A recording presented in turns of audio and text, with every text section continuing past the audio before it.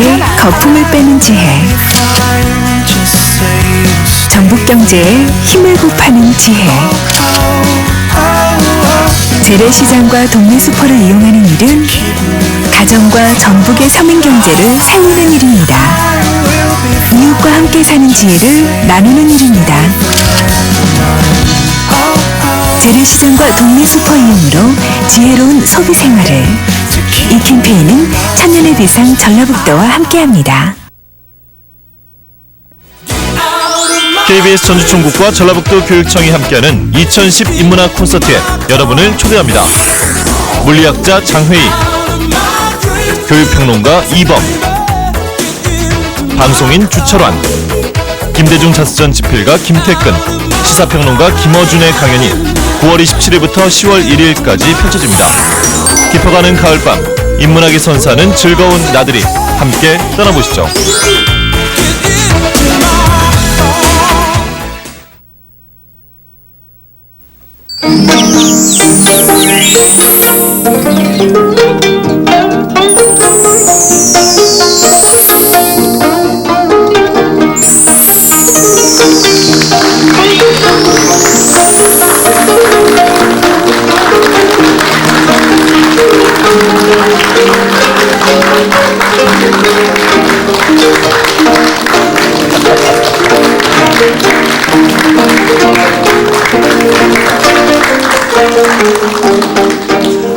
화려한 한복으로 네. 이렇게 아침마당을 시작하니까요. 스튜디오가 환한데 또 명절 분위기가 물씬 풍기는 거 있죠. 예, 아유, 명절이 좋긴 좋네요. 예, 태훈 씨는 오늘 한복 패션 모델 같은 분위기가 쫙 나는데요. 뭐 한복이 날개라고요. 예, 뭐예요? 옷이 예. 좋으니까. 네. 근데 진짜 명절 분위기를 예전에는 왜 한복 입으면서 명절이다, 추석이다, 그렇죠. 추석빔 설빔. 입는다고 네, 막 이렇게 그런 그랬는데 요즘은 참 그런 모습이 없어요. 저야 이렇게 방송 때나 한복 입지 네. 평소에 입을 일도 없고. 예. 저도 좀 안타까운데요. 그런 네. 일들이. 제가 어렸을 때만 해도 그 추석빔도 입고 그렇죠. 가족들이 그랬어. 둘러 앉아서 송편도 만들고 뭐 그렇죠. 이런 정감 있는 풍경들이 있었는데 예. 요즘은 뭐 마트 가면 다 있더라고요. 맞아요. 네. 그래서 맞아요. 그때 그 아련했던 추억들을 다 되살려낼 수는 없겠지만 풍성하고 인심 쿨한 이 한가위를 좀 챙겨봤으면 좋겠습니다. 네. 풍성한 한가위 챙기고 싶죠. 그렇지만 그 우리나라 그 모든 솔로들의 마음이라는 게 참 명절이 두려운데요. 네, 이 명절에 새로운 신풍속도가 생겼대요. 명절에 그 이제 많은 사람들이 성형외과를 좀 찾게 되고요. 또 여행을 그 즐기는 사람들이 많이 늘었대요. 그래서 저도 그 명절에 좀 애로운 마음도 달랠 겸 방송 끝나면 바로 그 여행을 가려고 합니다. 여행은 참 좋은데 명절 끼어서 여행 간다고 하시니까 참 그렇게 외로우셨어요. 그러니까 아무튼 저도 참 얼마 전까지만 해도 이렇게 좀 명절에 외로웠는데 이제는 짝이 생기니까 하나도 외롭지 않아요. 하지만 근데 걱정되는 게 이게 그 우리나라 여성들이 그 명절 증후군이 있잖아요. 이게 저한테도 올까봐 조금 걱정이 되는데 우리나라 여성의 한 70%가 명절 증후군을 혼자 이겨낸대요. 외롭게. 근데 이걸 극복할 수 있는 좋은 방법이 있거든요. 이 남편들이 도와주면 이게 명절 증후군이 이게 생길 일도 없는데 그렇죠. 여보 많이 도와주실 거죠? 많이 도와주세요. 아이고 민경 씨의 그 애교 덕분에 명절 증후군 없을 것 없어요. 같습니다. 명절 분위기 늘 갖고 있지만 한복 네. 속에 이렇게 사신 분들이기 때문에 이분들은 그렇죠. 정말 증후군 정말 없을 것 같아요. 예. 그렇죠? 그 늘 아름다운 한복을 입고 사실 것 같아서 이분들에게는 또 늘 명절이지 않을까 싶은데 그렇죠. 이세 한복 디자이너들 오늘 이 자리에 모셨습니다. 예. 어서 오세요.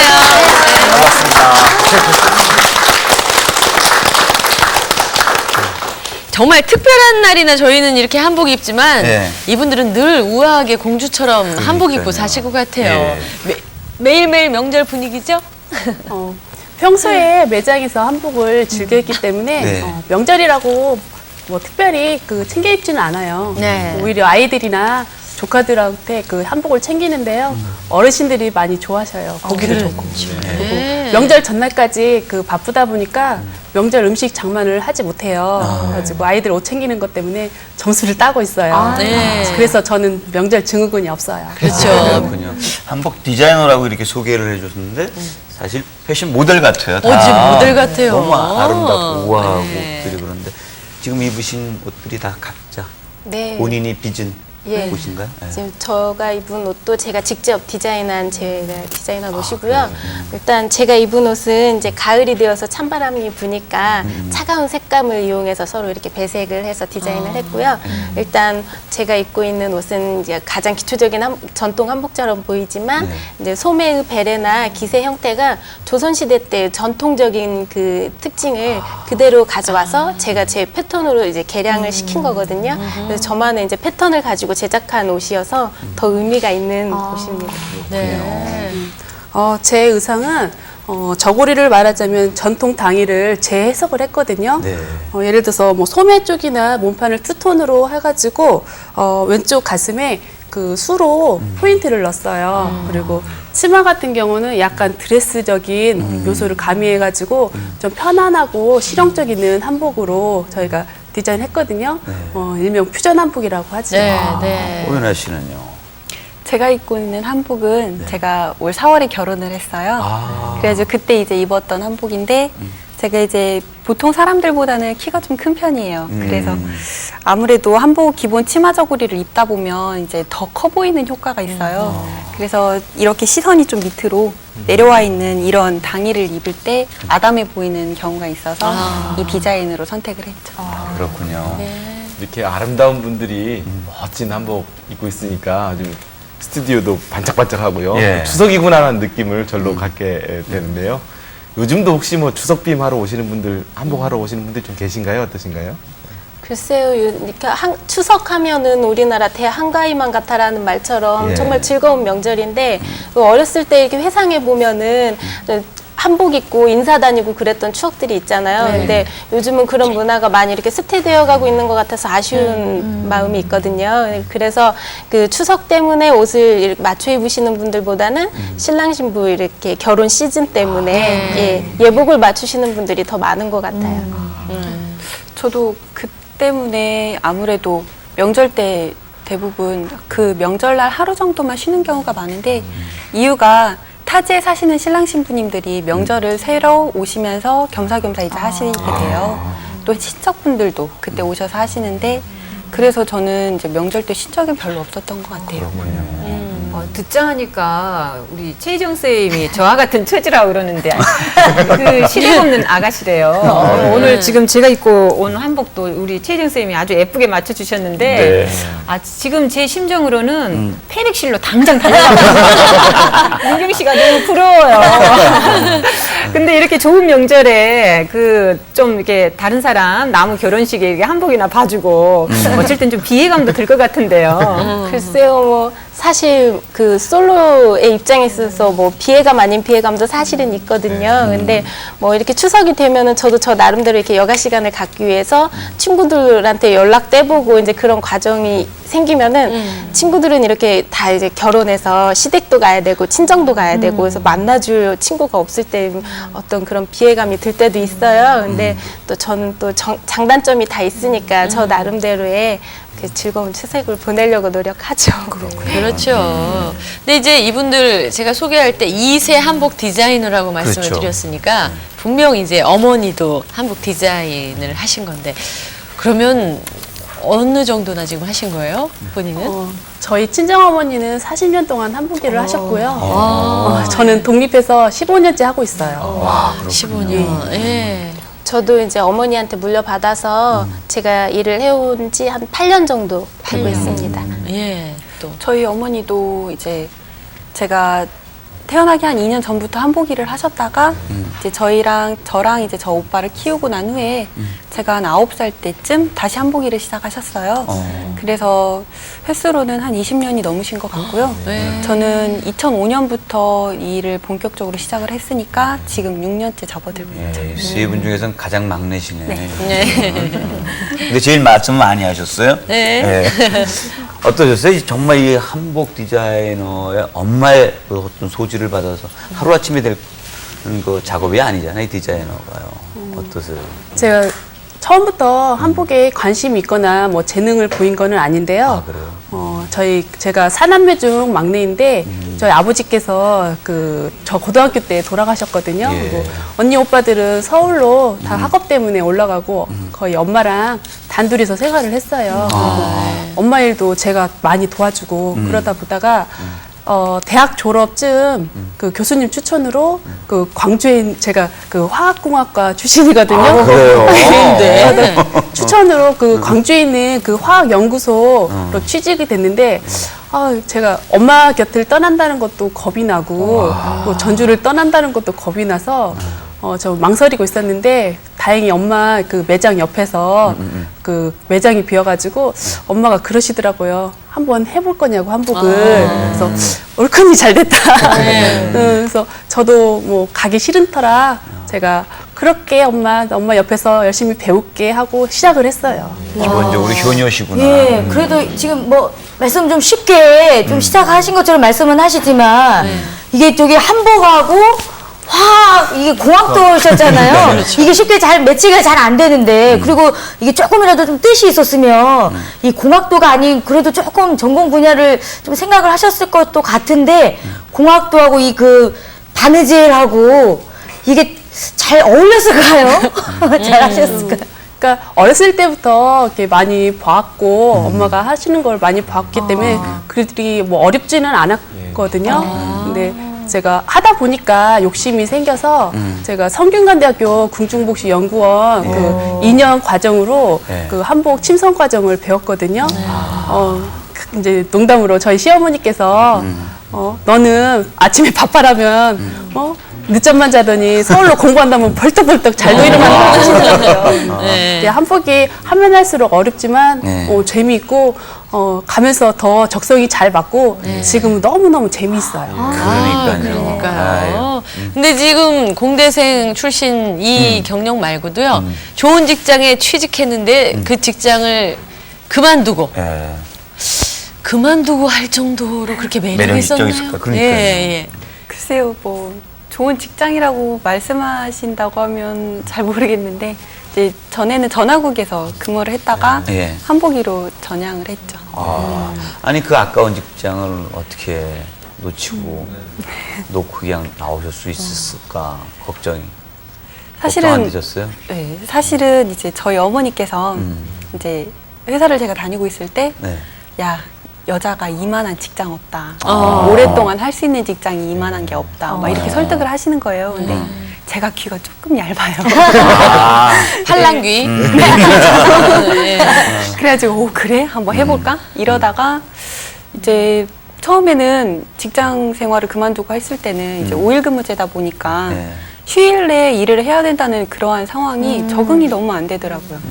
그래서 그냥 다시 직장을 그만할까 다시 돌아갈까 하다가 나중에 그 부분만 적응이 되다 보니까 지금은 이제 제 적성에도 맞는 것 같고 또 어머님한테 지금 좀 감사해요. 귀 얇은 게 얼마나 다행이에요. 바로 받아들인 거예요. 바로 받아들여서 했네요. 재밌게 하죠. 그래도 좀 전공이 서양화하신 분은 이해가 돼요. 그렇죠? 다른 분들에 비해서 이해가 되는데 근데 그림을 계속 그리고 싶은 욕심은 없었어요?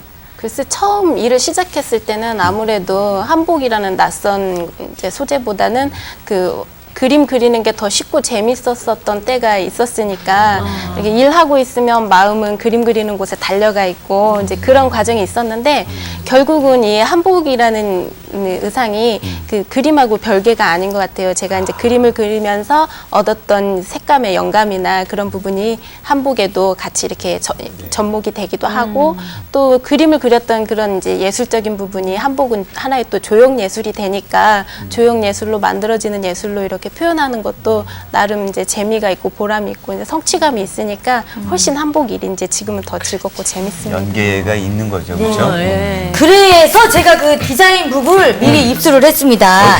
자, 제가 미리 이게 보니까 이 정도면 이 파리 프레타 포르테 오티코트를 이 정도 그 컬렉션에서 볼 수 있는 그 정도의 그 디자인 수준을 이게 와 근데 이게 단순히 저희들이 그 한복을 이게 볼 때는 정말 이게 전통적이고 이렇게 좀 긴 치마에 이런 걸 생각하는데 네. 이 그 직접 디자인한 것들을 보니까요. 네. 새로운 이 한복에 네. 이 디자인들을 많이 그 시도를 하셨더라고요. 그냥 드레스 이게 같아요. 색감도 그렇고요. 디자인이 사이즈는 와, 다르다. 예, 이 정도면 네. 와 정말 어디 정말 세계에도 우리 네. 지금의 모습도 너무 좋지만 이런 새로운 디자인과 와, 이렇게 또 화려하다. 결합이 되면 참 좋겠다는 생각이 들어요. 이걸 보면서 갑자기 생각드는 게 네. 나 좀 모델로 써줬으면 좋겠다. 우리 최만희 선생님이 얘기 최만희 야 이거 보세요. 한복 같은 느낌이 별로 안 드네요. 그림에 대한 얘기를 예, 좀. 제가 이제 스케치. 스케치한 그 북은요 디자인들은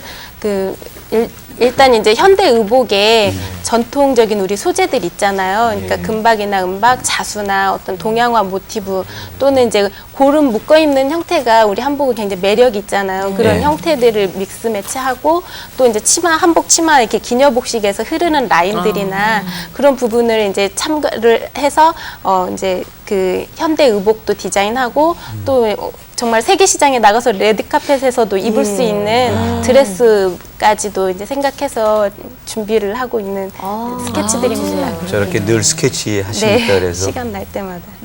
콜렉션을 미리 해놓으시는 거죠? 네, 예. 네, 아우 뭐 저 옷 같은 경우에는 그러니까요. 한복 같지가 않아서요. 그러니까요. 예, 저거는 이제 네. 기본 실크로 제작한 양장인데요. 네, 밑단에 그 장욱진 회화를 모티브로 해서 예, 디자인을 하고 있는. 멋지다. 면이군요. 아, 좋네요. 네. 저렇게 각자의 자기 스타일이 있으신 거죠? 디자인 스타일 자신만의. 저는 그 궁중복식부터 시작을 그래요? 했거든요. 그래서 이렇게 뭐 패션쇼나 뭐 전시회 가면은 그 한복의 아름다움을 정말 더 많이 알고 그렇게 네. 되는데요. 근데 실질적으로 이제 매장에 와서 고객들한테 권하기는 좀 실용적이지 않아가지고 이제 저희는 실용 한복 쪽으로 손님한테 많이 권해요. 그래가지고 기본적인 저희 이제 궁중복 같은 경우는 네네. 그냥 패션쇼나 전시 그래도 고증 네네. 그런 목적으로 하는 거고 실질적으로 입으시는 분들은 아무래도 이제 현대적인 느낌을 더 많이 가미한 거를 더 좋아하시거든요. 제 본인 작품. 예, 제 개인 패션쇼를 했었거든요. 예, 그래가지고 약간 상상도 못하는 약간 그 파격적인. 컨텐츠 가지고도 한복을 만들 수 있고 그런 개념으로 저희가 쇼를 했어요. 근데 그 어떤 분이 반응이 되게 좋은 게 좋아서. 한복을 그냥 전통 한복으로만 알고 있었는데 이렇게 한복이 다른 디자인으로 재해석됐다는 걸 너무 놀라워하시더라고요. 네, 그럼요. 예. 네. 오연아 씨는 어떠세요? 자신만의 스타일은 어떤? 웨딩 쪽? 이제 제가 이제 하고 있는 한복의 종류가 네. 이제 결혼 때 입는 한복이다 보니까 예.